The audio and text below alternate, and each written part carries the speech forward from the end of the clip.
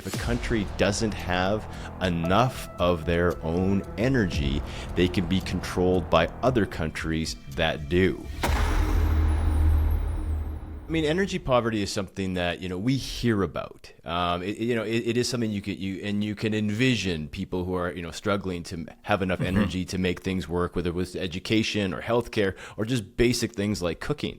But what we wanted to do was go somewhere to actually show people, to bring our camera, to point the lens and our camera towards issues, meet people where this is actually happening. I mean, as a documentary filmmaker, my goal is to transport people, bring them on an adventure and bring them into that real world where this is an issue. So it's not just a statistic. It's not just an article. It's actually, you're meeting the people, you're seeing the children, you're entering the villages, you're getting a sense of what it's actually like, and you're seeing it in action. For me, I actually went to Peru on a vacation. And it was driving between some of the tourist resorts that really opened my eyes. And I said, I said it in the car. I said, I have to come back here and make a film. I have to show people what is going on behind the tourist scenes, what's going on behind the fancy hotels. I mean, this is energy poverty, and people need to be made aware of this. And I thought Peru was a perfect location given how many people travel there. And again, sometimes we think of different countries all around the world, developing nations. Peru doesn't come top of mind. I don't think. I mean, maybe it does. Maybe I'm wrong. And that was the journey. And then to answer the second part of your question, we also wanted to bring it home to Canada. We wanted people to realize this is not just happening all over the world. It's happening right here in different ways. And then, how can you get involved? How can you help something?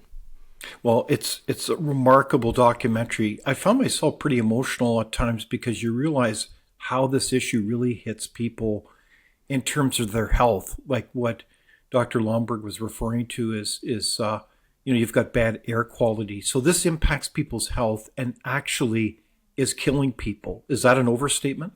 No, not at all. I mean, not at all. People are getting sick. I mean, there was a scene in the film where we went into one of the homes in a community, and they were teaching us how they stay warm because it was cold. We went there during the winter months.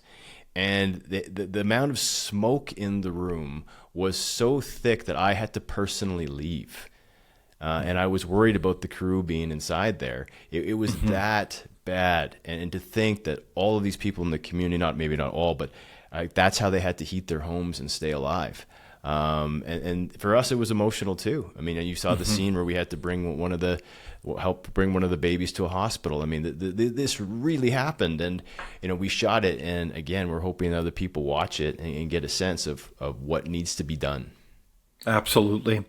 So if we just back up for a second, think of Canada. I mean, we know that every country has this kind of mix or blend of energy resources.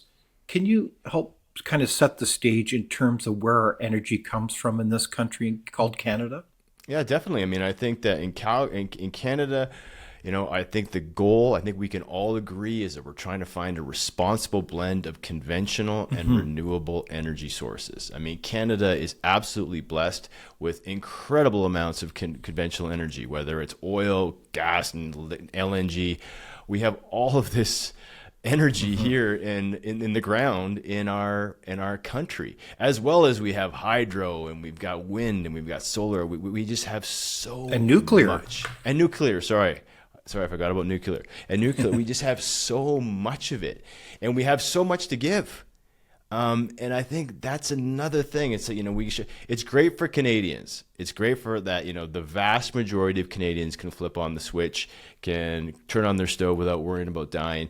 It's great. And I understand there's also Canadians who are struggling with energy poverty. That's a reality too. But we as Canadians have the opportunity, if we can harness what we have and get it to people around the world properly, responsibly, to make a major difference, in my opinion.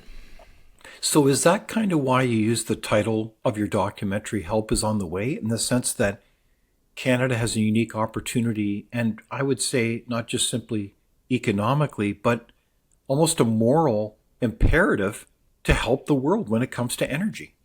I completely agree. I mean, I think that we do have a moral imperative to do it. I mean, I think that anybody who watches the film and doesn't feel that way, I'd happily have a conversation with them. Exactly. I mean, or bring them there.